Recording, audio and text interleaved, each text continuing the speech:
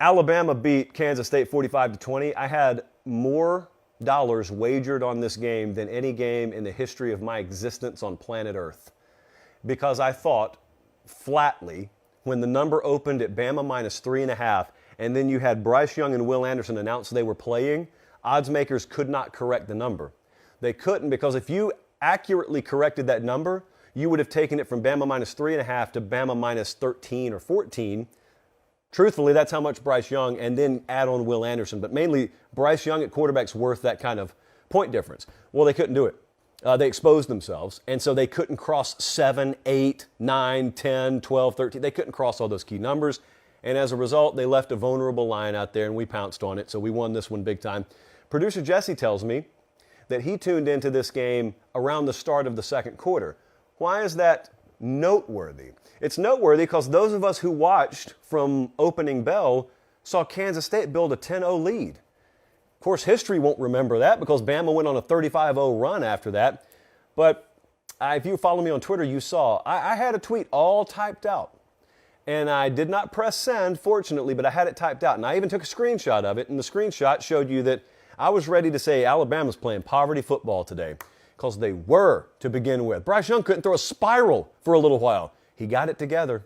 I think they just thought the game started 30 minutes later than it did. They got it together eventually, and when they did, they took the Big 12 champ and pretty effectively tossed him in the wood chipper.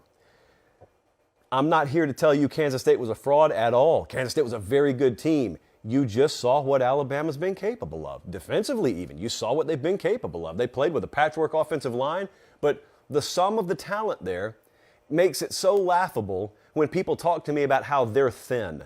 Like the rest of the country laughs when anyone dares to tell you, ooh, Alabama's thin. Oh, they got some depth concerns. By whose standard? By vintage Bama standards, they may have depth concerns. Their depth is still the envy of 98% of the rest of the country, and any given Saturday or any given game, that stuff is what they're capable of doing. You want to know why people have been upset with them this year? It's because they knew that was in them. I'm watching C.J. Stroud in the Georgia game, and I'm happy for him, and yet I'm mildly angry at him because I've known that kind of performance has been in you. Your whole career it's been in you. This Bama team this year, that was in them. You don't have to play down to the final play of the game. You can pull away from teams.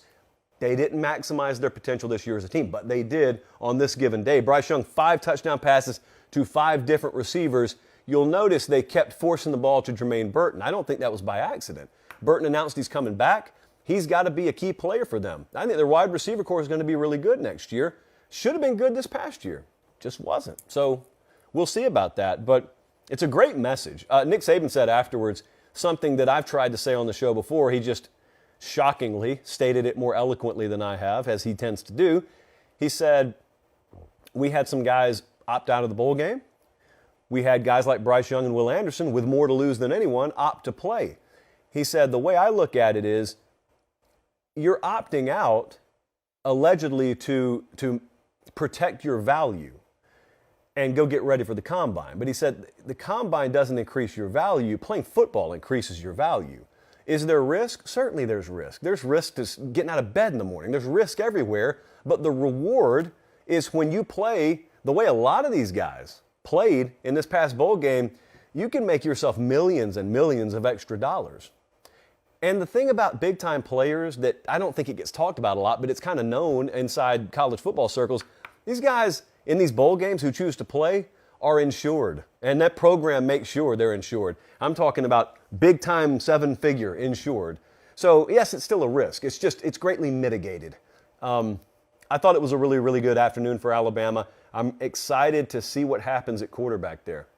Because they've got you've seen Jalen Milroe play. We're going to see Ty Simpson in the spring.